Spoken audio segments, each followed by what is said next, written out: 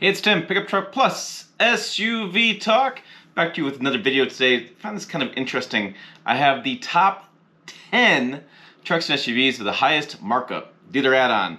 The controversial topic, which we'll talk a little more at the end of this video. But the folks over at iSeeCars.com, they do a bunch of analysis. They had looked at 1.2 million new vehicle sales. And in that, they found the vehicles with the top markup. I got markup by percentage, and I got markup by dollar, which is kind of fascinating. They had a little bit longer list. We're going to top 10 because top 10s are cool. So I'm going to put a link to the article I wrote on pickuptrucktalk.com down in the comments. If you want to stop this video and stop me from jabbering, there it is. You can see the whole list. I thought we had some fun, though. I thought we'd do a little top 10 stuff. So download a bunch of video and stuff. I want to talk about these because I actually looked a couple of these up. There's a few luxury brands that, well, I just don't cover that well. I just don't. But let's start with this. Let's go talking about the average markup. The average markup they found was 9.9%. That was the average markup they saw across the industry. The 10th, number 10, we'll start with that. The bottom tier of the top 10, they got the most markup was a Mercedes-Benz GLB. Actually, I had to download this some photos and look at this stuff up. So this is a compact Mercedes-Benz. The starting price was $38,600, which, yeah, right. But anyways, the average markup on this was 19.8%. So dealers were adding almost close to $8,000 on top of the purchase price in this vehicle. So you're going to see this happen quite a bit here in this listing. We have a bunch of compact luxury SUVs, which make the list interesting, and a few trucks. Number 9, the Genesis GV70. Again, I think I've driven like 2 Genesis in my entire career. This was 20% markup, $8,611 on top of the purchase price for the Genesis GV70. It's a sharp-looking SUV. We've done some stuff with the interior design, tech stuff, and it's pretty cool. They have a signature thing on the dash that Jill did a thing on. So yeah, pretty cool little SUV. Number 8, and this is not really a big surprise, is the Ford Bronco. Yes, the really hard to find Ford Bronco that finally getting some people's hands. This one had a 20.6% markup, $7,783 more on top of that. I don't know what trim levels that is. I don't know what the trim levels are. They got the markup, but I anticipate the higher end stuff probably get the markup. And then, so if the higher end gets a huge markup, it makes all the rest, average out. So, but that's the average markup on the Ford Bronco was 20%. So let's move along. Number 7, the Lexus RX 450h. This is the hybrid version of the best-selling Lexus RX. The RX has been one of the top mid-size SUVs for luxury for selling for years. Really reliable. People freaking love this thing. Now you have the hybrid version of it. That was 21% markup, 21.0% markup, I should say, which equated to $10,365 for the Lexus RX 450h. So yeah, that was quite a bit of a markup for those folks. Number 6, the Ford Maverick. You kind of knew this was coming. This Ford Maverick has just blown away my expectations. I mean, I got 51 miles per gallon hypermile on this thing. Check that video out. Jill took it down to Indianapolis, got really good fuel economy driving down there. Not as good as I got because lead foot Jill. But this thing has just, I'm telling you, this thing's going to be a hot item. It's going to be a hot item for a while.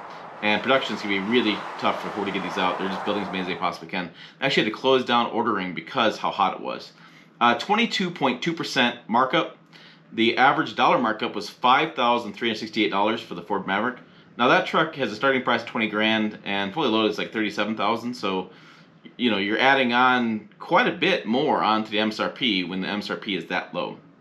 So, yeah, Ford Maverick. Number 5, the Jeep Gladiator. Yes, the Jeep Gladiator has an average markup of 22.5%. Dollar mark is $9,824. I suspect, again, top trim levels, Rubicon, things like that. Our friend David Boyd over at All Terrain Nation has a Jeep Gladiator he's been having some fun with. And it's a solid truck. People like the idea of a Jeep pickup, basically.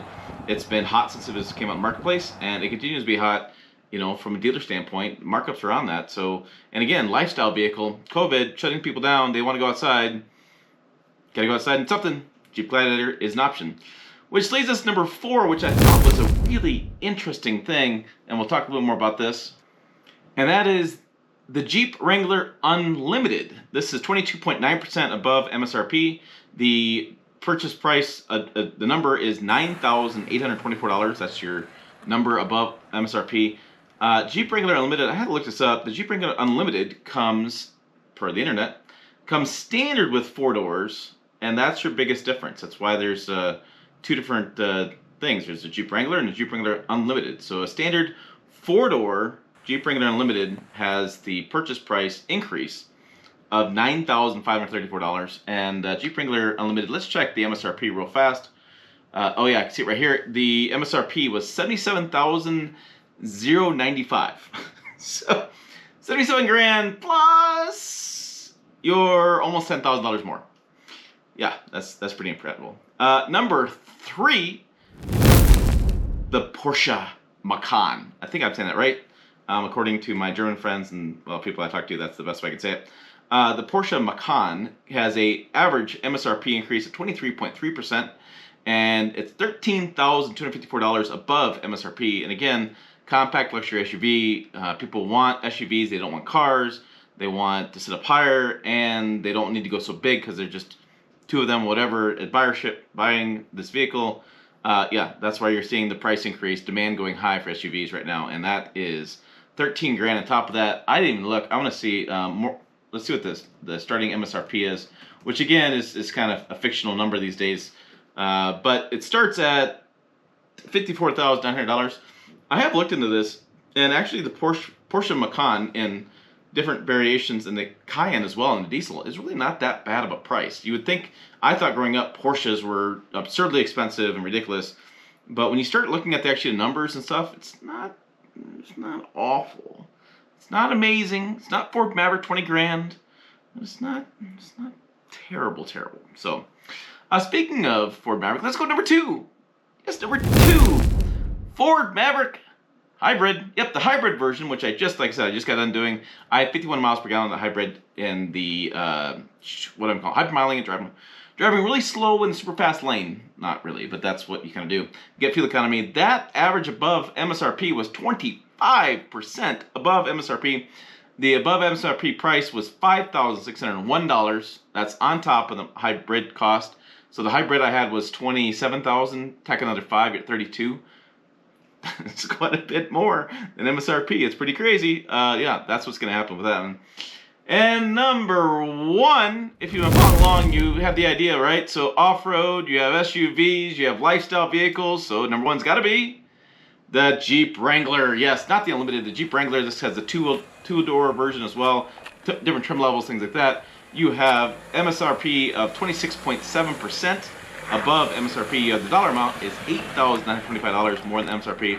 And I would tell you, Jeep Wrangler people, they modify the heck out of those vehicles. So they're already paying above MSRP, then they're lifting it, then their tires, then they're doing this, then they're adding these Jeep modifications. I mean, these things are ridiculously expensive at the end of the day when you do just straight up comparisons. But it's a Jeep thing. People love them.